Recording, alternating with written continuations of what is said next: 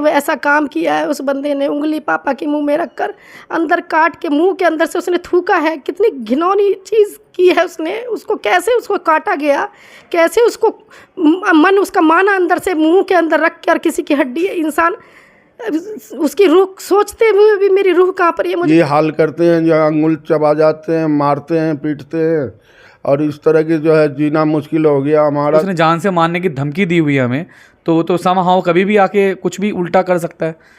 अगर आप भी बीमार होने पर गली में खेल रहे बच्चों को डांट देते हैं कि वो शांत हो जाएं या अपने घर में जाकर खेल लें, तो जी हाँ, ये खबर आपके लिए। मैं नितिका शर्मा इस वक्त मौजूद हूँ खोड़ा कॉलोनी हिमालय इनक्लेव में, जहाँ पर कल शाम एक ऐसी हरकत को अंजाम दिया गया जो आपका दिल दहला देगी वाकई में, जो कि गली में अक्सर आपने कहा सुनी तो ज़रूर सुनी होगी, लेकिन यहाँ कुछ ऐसा हुआ जो वाकई में एक सोचने वाली बात है कि क्या शख्स इतना गिर सकता है या एक ऐसी हरकत को अंजाम दे सकता है कि सामने वाले की उंगली उसके हाथ से अलग कर दे। जी हाँ, आपने बिल्कुल सही सुना। जिस जगह मैं मौजूद हूँ और ये जो घर आप मेरे पीछे देख रहे हैं, इस घर में एक बुजुर्ग अपने परिवार के साथ रहता है, जिसने गली में खेल रहे कुछ बच्चों को इसलिए डांटा कि वो शोर मचा रहे थे और वो शख्स बीमार था। बच्चों ने जाकर घर में अपने पापा से शिकायत की और उनके पिता ने आखिर उस डांट को किस चीज़ में बदल दिया, वो जानेंगे इस घर में रह रहे परिवार से। शोर से परेशान एक बुजुर्ग ने उन बच्चों को डांटा, तो उनके घर से उनके पिता ने आके क्या किया वो हम खुद उनसे जानेंगे। क्या हुआ था आपके साथ?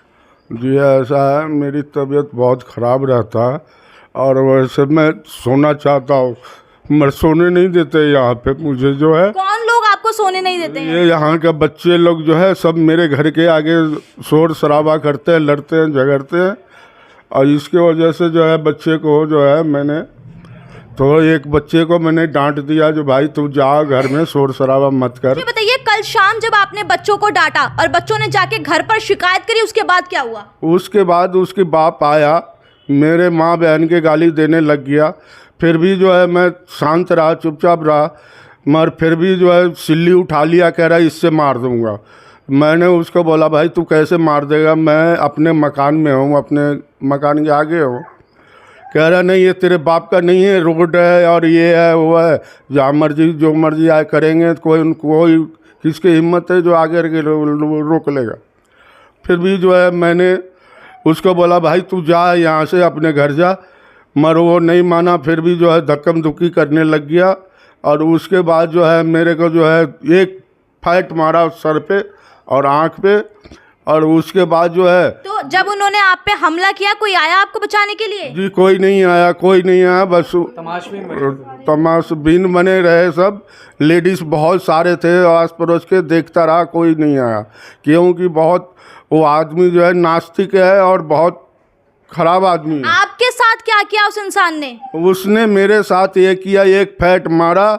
जब मैंने धक्का दिया तो मुंह पे, तो मेरी अंगुल जो है मुंह में रख के दांत से खा गया, मेरा अंगुल जो है खा गया, तो उसी टाइम मैं बेबस हो गया। इसने वो ऐसा काम किया है। उस बंदे ने उंगली पापा के मुंह में रखकर अंदर काट के मुंह के अंदर से उसने थूका है। कितनी घिनौनी चीज़ की है उसने। उसको कैसे उसको काटा गया, कैसे उसको मन उसका माना अंदर से मुंह के अंदर रख के, और किसी की हड्डी इंसान उसकी रूह सोचते हुए भी मेरी रूह कहाँ पर है। मुझे तो पता चला जब पापा का ऐसा बात हुआ, तो मेरा तो एकदम पैरों तले दर्द ही खिसक गई, एकदम हाथ पैर सा फूल गया। अभी तक मेरी तबीयत ठीक नहीं है, इतना ज़्यादा उसने, वो खुद ऐसा 3 बच्चे का बाप है वो बंदा, फिर भी उसने, उसको थोड़ा सा भी नहीं लगा कि बच्चों का बाप होते हुए उसने ऐसा काम किया है। बताइए, मैं तो सोच के हैरान हूँ, सुन के हैरान हूँ कि ऐसा भी कोई कर सकता है इस तरह से। ये ऐसी वारदात फिल्मों में सुना था, कि देखा था, कि सुना था हमने, खबरों में, न्यूज़ों में सुनते हैं, लेकिन आज तो हमने ये आंखों से देखा ऐसी चीज़, वो भी अपने पेरेंट्स के साथ, मेरे बाप के साथ ऐसा काम हुआ है। अलमारी खोलते हुए, सब्जी काटते हुए अगर उंगली में जरी सी भी खरोच हो जाए तो आंखों में आंसू आ जाता है। तो आप देख सकते हैं कि यहाँ उस शख्स ने एक बुजुर्ग की उंगली को हाथ से ही अलग कर दिया। तो क्या मंजर रहा होगा, वो जो दर्दनाक जो वक्त था वो किस तरह से अभी तक झेल रहे हैं, आपके सामने हैं। मैं इनकी बहू हूँ। मैं यहाँ पे उस टाइम अकेले थे घर में, मेरे साथ 2 बच्चे थे। जब ये वारदात हो रही थी उस टाइम मैं घर में ही थी। मुझे जब लड़ाई शुरू हुई थी, मुझे आवाज़ आई, मुझे लगा शायद किसी और की लड़ाई हो रही है। मैं किसी काम से बाहर आई, मैंने देखा कि ये लड़ाई मेरे ससुर जी के साथ कोई और बंदा कर रहा है। फिर मैं अंदर आके मैं अपने हस्बैंड को कॉल करती हूँ। इतने में ही 2 मिनट बाद ही इनके चीखने की आवाज़ आती है कि मेरी उंगली छोड़ छोड़ छोड़। तो मैं बाहर आती हूँ तो मैं देखती हूँ कि इनकी उंगली बिल्कुल काट के थूक के वो चला गया बंदा। जब जितने देर में मैं बाहर आती हूँ वो थूक के जा चुका था। आप कौन हैं? हाँ जी, मैं जोगेश्वर जी का बेटा हूँ। एक्चुअली कल जो इंसिडेंट हुआ है उस दौरान मैं अपने जॉब पे था। मेरे पे कॉल आता है मेरे एक रिलेटिव का, पड़ोसी का, कि यहाँ पर ऐसे ऐसे इंसिडेंट हुआ है, आप आ जाइए। तो मैंने घर पे क्या कुछ इंसिडेंट्स हुआ था? यहाँ पे पड़ोस में एक आदमी है हरे राम करके, उन्होंने मेरे पापा पे अटैक किया था, जिस दौरान उसने मेरे पापा की आंख निकालने की कोशिश की थी पंजा मार के, और दूसरा उन्होंने अपने मुंह से में पापा की उंगली फंसा के ब्रूटली तरीके से उंगली काट के अलग कर दी और उनके ऊपर सिल्ली से मारने की भी कोशिश की। इस दौरान मेरे पापा ने अपने को बचाने की कोशिश की और जब उनकी उंगली कट गई, वो उनके ब्लड लॉस की वजह से वो अनकॉन्शियस होकर बैठ गए एक जगह पर, और उस दौरान वो बंदा पापा की उंगली काट के मुंह से थूक कर रोड पे वो चला गया। वो मतलब कि मुझे कोई पकड़ ना ले, बाद में चला गया। बट उस दौरान गली में जो भी लोग देख रहे थे, कोई बीच बचाव के लिए नहीं आया, किसी ने ये चीज़ होने से नहीं रोका। और ये जो बंदा है ये पहले भी ऐसे काफ़ी इंसिडेंट अपनी फैमिली में कर चुका है, और आसपास अभी के टाइम में तो कोई नहीं बता रहा, बट आसपास और लोगों के साथ भी ऐसा किया हुआ है। तो आपके साथ कोई आपसी रंजिश या पहले का कोई बैर है जो उन्होंने इस हरकत को अंजाम देकर निकाला है? आपसी रंजिश तो मैं नहीं बोलना चाहूँगा, क्योंकि हमने कभी सामने से कुछ ऐसा किया नहीं उनके लिए। बट जब से हम यहाँ पे रह रहे हैं, हमें कोविड के बाद से हमने यहाँ पे शिफ्ट किया है, तो रिसेंटली यहाँ पे क्या कि हमारा मकान अभी नया बना है, तो यहाँ पे पहले रेंट पे थे, तो ये सारे लोग यहाँ पे, कुछ इसके साथ के और भी साथी हैं जो यहाँ पे ग्रुपिंग करते हैं, और मतलब कुछ उनकी अपनी बातें होती हैं। जैसे हमारा यहाँ पे मकान बनने के बाद स्लेप है, तो यहाँ पे काफ़ी गाली गलौज हमें रात के 11 बजे तक भी सुनने की आवाज़ आती थी, और भी सारी चीज़ें थी। तो जब हम यहाँ पे शिफ्ट हुए, हमने जब चीज़ें नोटिस की है, तो हमने इस चीज़ का विरोध किया उनसे कि आप यहाँ पे मत बैठा कीजिए, यहाँ पे ग्रुपिंग मत कीजिए। आपके घर में, परिवार में कितने लोग हैं? मेरे परिवार में इस मकान के अंदर आप देखेंगे, मैं हूँ, मेरे पापा हैं, मेरी वाइफ और 2 बच्चे हैं।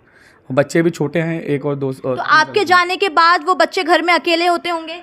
हाँ, मेरी वाइफ के साथ ही रहते हैं। पापा मेरे थोड़े सेपरेट अलग ही रहते हैं दूसरे रूम में, तो वो मेरे वाइफ के सपोर्ट पे ही रहते हैं। तो आपको क्या लगता है कि उस इंसान ने जो अभी हरकत करी है, आपकी एब्सेंस में कुछ और भी कर सकता है? उसका कुछ भरोसा नहीं है, क्योंकि एक आम इंसान ये काम नहीं कर सकता। जैसे मतलब आप लिटरली अगर देखते हैं कि किसी का उंगली दांत के नीचे आ जाती खाते टाइम, कितना ज़्यादा पेन होता है। अब उस पर्सन ने किसी पर्सन की उंगली ब्रूटली दांत से एकदम मतलब हड्डी तक उसने तोड़ दी है काट के, तो वो कितना घिनौना इंसान होगा जिसने ऐसा किया है। उस शख्स के बारे में कुछ बताएंगे? वो शख्स अब देखने में तो कोई से बता नहीं सकता कि ऐसा है ये। वो थोड़ा विकलांग टाइप का, मतलब विकलांग क्या है कि उसका एक हाथ थोड़ा वैसा है, वर्क नहीं करता मे बी, और उसका एक पैर में थोड़ा डिफ़ॉल्ट है। बट उसको देख के ऐसा लगता है कि वो इस चीज़ का बदला दूसरों से लेना चाहता है कि वो ऐसा क्यों, बाकी क्यों ठीक है। अच्छा, जो लोग डिसेबल होते हैं, हाथ पैर उनके अच्छे से काम नहीं करते, हम बहुत ज़्यादा हम्बल होते हैं उनके लिए, लेकिन अगर वो ही जानवरों जैसा बर्ताव करने लगे तो? ये काफ़ी घिनौनी बात है मेरे हिसाब से, क्योंकि कभी भी हम किसी डिसेबल को देखते हैं तो पहले हमारे अंदर भावना आती है कि उसके लिए कुछ अच्छा करें। अब बदले में वो इंसान हमारे साथ ऐसा करे तो उसकी कोई सीमा नहीं है। वो तो उनको पेन किलर दी गई, फिर वहाँ से चीज़ें जब सारे टेस्ट वगैरह हुए तो हम रात के 11:30 बजे वापस आए हैं वहाँ से, तब थाने पे पहुँचे हैं। थाने पे पहुँचने के बाद उन्होंने जब मेडिकल वगैरह देखा है, हमारी स्टेटमेंट ली है, उसके बाद ही उन्होंने FIR दर्ज की है हमारी। तो अभी यूपी पुलिस क्या कुछ कर रही है आपके फेवर में? मैम देखिए, अभी तक ऐसा तो कुछ मुझे अपडेट नहीं मिला है। मैंने सामने से वहाँ पे कॉल किया था जिन पर्सन को उन्होंने नंबर दिया है, तो उन्होंने मुझे उल्टा बोला कि आप उस पर्सन के गाँव की डिटेल निकलवाइए। अब तो मतलब जो काम यूपी पुलिस को करना चाहिए वो आपके ऊपर सौंपा जा रहा है? हाँ, मतलब एक तरह से उन्होंने बोला कि हमें करे, तो मुझे तो एक चीज़ नहीं लगेगा ना कि हमारे लिए कुछ करा जा रहा है। मुझे तो यही है कि कुछ अपडेट नहीं है, वो बंदा कहाँ पे है कुछ पता नहीं है, फैमिली उसकी यहाँ से जा चुकी है, और मेरे पापा का एक मतलब बॉडी का पार्ट चला गया एक तरह से। अब वो जीवन भर ना तो अपने उस हाथ से कुछ सही से काम कर पाएंगे, एक कप की प्याली भी पकड़नी पड़ती है तो उस पहली वाली उंगली यूज़ होती है उसके अंदर, वो भी उसकी रिमूव हो गई है। अब वो तो कोई बदल नहीं सकते ना। पापा का इतना बुरा हाल किया उस बंदे ने, उस शख्स ने। नरभक्षी था कि क्या था, वो इंसान नहीं था।